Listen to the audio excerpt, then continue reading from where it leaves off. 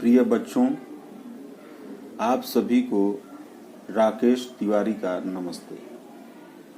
पिछली कक्षा में हम लोग पद्य रचना में सुर के पद के अंतर्गत हिंदी साहित्य के महत्वपूर्ण कालखंड भक्ति काल व इससे जुड़ी सगुण व निर्गुण धारा के विषय में जाने। साथ ही हम लोग भ्रमर गीत के बारे में भी थोड़ी जानकारी हासिल किए। बच्चों, किसी भी रचना गद्य या पद्य को सहज व बोधगम्य बनाने के लिए उससे जुड़ी हुई बातों व उस रचना के अंतर्गत आए हुए कठिन शब्दार्थों की जानकारी आवश्यक होती है। सबसे पहले मैं इस पाठ से जुड़े हुए प्रसंग को एक बार फिर से दोहरा देता हूं। इन पदों का जुड़ाव इस प्रसंग से है, जिसके अंतर्गत जब कंस का वध करने के पश्चात शासन व्यवस्था चलाने के लिए कृष्ण मथुरा चले जाते हैं तो उन्हें गोपियों की याद सताने लगती है। उस समय सगुण व निर्गुण को मानने वाले लोग थे। श्री कृष्ण के मित्र भी निर्गुण धारा को मानने वाले थे व उन्हें अपने ज्ञान पर घमंड भी था। जिनके इष्ट न अवतार ग्रहण करते हैं न लीला करते हैं, वहीं सूरदास की गोपियां सगुण की उपासक हैं। जिनके इष्ट अवतार लेते हैं वह दुष्टों का दमन करते हैं। उद्धव जी के इसी घमंड को तोड़ने के लिए श्री कृष्ण उन्हें गोपियों को समझाने हेतु ब्रज भेजते हैं। ब्रज में उद्धव के योग संदेश को सुनकर गोपियां अधीर हो जाती हैं और उद्धव को खरी खोटी सुनाना चाहती हैं, किंतु वे मर्यादा से बंधी हैं, जिसके अंतर्गत किसी अतिथि को भला बुरा नहीं कहा जाता। संयोगवश वहां एक काला भंवरा उड़ता हुआ आ जाता है। उद्धव का रंग भी भंवरे के समान काला है, श्री कृष्ण का रंग भी काला है। बस गोपियां अपने उलाहने भंवरे के माध्यम से उद्धव को और कहीं कहीं श्री कृष्ण को भी सुनाने लगती हैं। इस प्रकार यह व्यंग्य रूपी गान भंवरे को लक्ष्य कर या भंवरे के माध्यम से गाया गया है, इसलिए इसे भ्रमर गीत कहा जाता है। इन पदों में गोपियों के माध्यम से सूरदास जी ने निर्गुण के ऊपर सगुण की श्रेष्ठता को सिद्ध करने का प्रयास किया है। अब हम आज सूरदास के भ्रमर गीत से लिए गए 4 पदों में से 2 पदों को पढ़ेंगे। सबसे पहले पद को पढ़ेंगे। उद्धव तुम हो अति बड़ भागी, अपरस रहत स्नेह तगातैं नाहिन मन अनुरागी।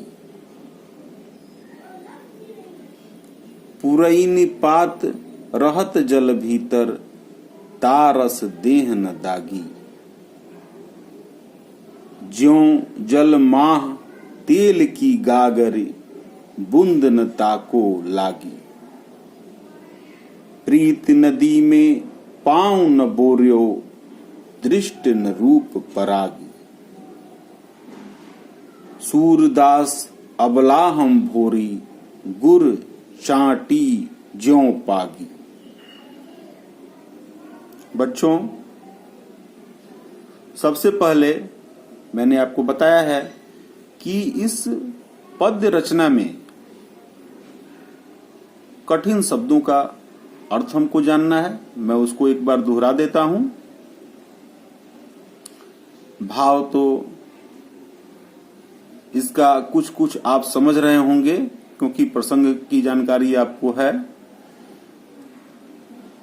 बड़भागी का अर्थ भाग्यवान, अपरस का अर्थ अछूता, स्नेह का अर्थ स्नेह, तगा का अर्थ बंधन, अनुरागी का अर्थ प्रेम से भरा हुआ, पूरे निपात का अर्थ कमल का पत्ता, दागी का अर्थ दाग या धब्बा, माह का अर्थ में, प्रीत नदी का अर्थ प्रेम की नदी, पांव का अर्थ पैर, बोरियो का अर्थ डुबोया, परागी का अर्थ मुग्ध होना, अबला का अर्थ जिसमें बल न हो,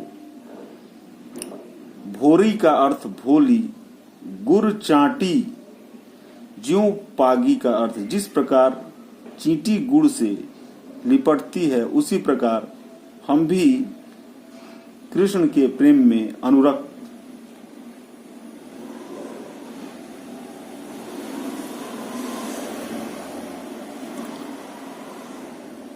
अब हम प्रस्तुत पंक्तियों का भावार्थ करने का प्रयास करते हैं। प्रस्तुत पंक्तियों में उद्धव पर व्यंग्य करते हुए गोपियां कहती हैं कि हे उद्धव,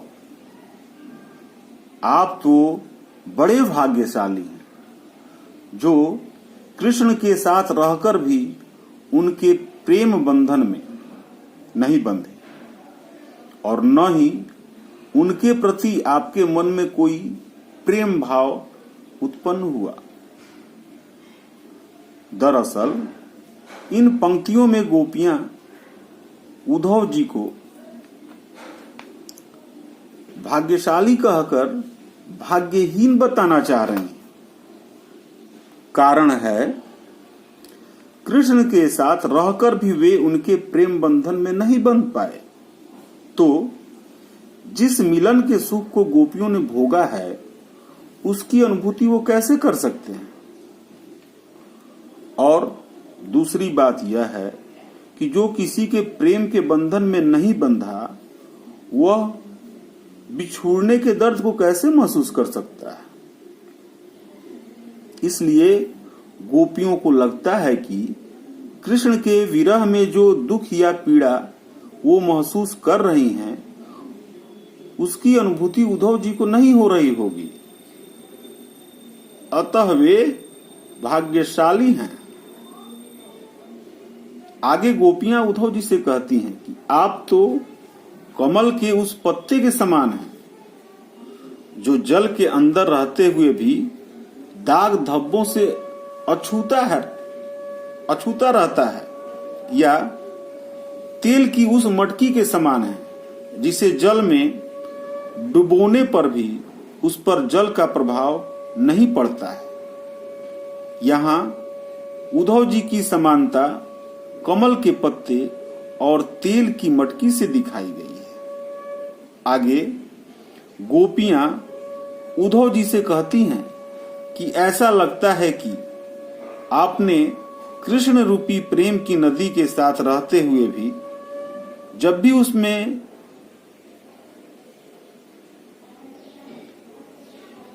ऐसा लगता है कि आपने कृष्ण रूपी प्रेम की नदी के साथ रहते हुए भी उसमें पांव नहीं डुबोया है और न ही आपकी दृष्टि कृष्ण के रूप सौंदर्य पर मुग्ध हुई है।